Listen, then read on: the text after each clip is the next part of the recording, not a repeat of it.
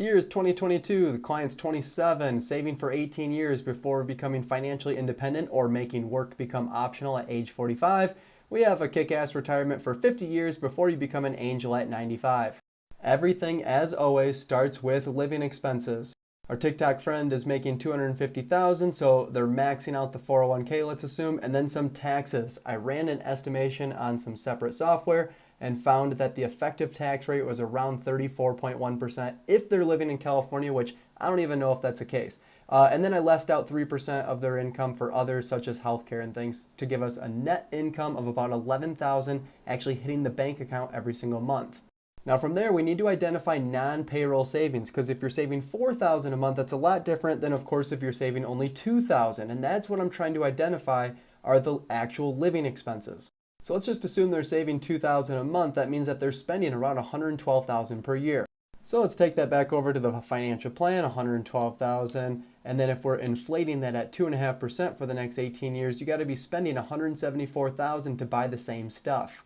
Now, obviously, Social Security doesn't start until 62, but assuming that you're not going to have any Social Security for the next 50 years is probably just not being very realistic. So let's just go ahead and less out a small amount, just almost as a placeholder. And what we're going to find is that this individual has a cash flow deficit of about $150,000 per year. So they need a pile of assets that are going to pay them $150,000 per year for the next 50 years. So at a reasonably safe withdrawal rate of 4%, we're just going to divide this total by 4%, and you need 3.7 million.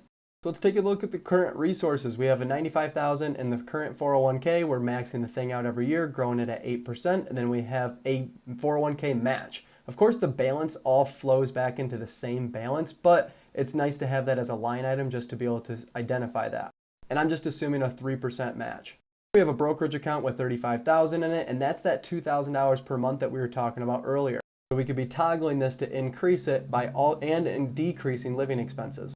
We're going to find that the total is 2.46 million. We got to less out some tax. I just did 20% because some of this is going to be taxed as income. This part's going to be taxed as capital gains. So just 20% felt like it was kind of right in the middle. Give us a total of 1.9 million, which is quite a bit shy of our 3.7 goal. One of the big gaps in this analysis is there's no increase in savings for the next 18 years. So I'm just going to throw in an additional 15,000 here as a placeholder, which gets us closer at 2.4, but still quite a bit shy of the overall goal.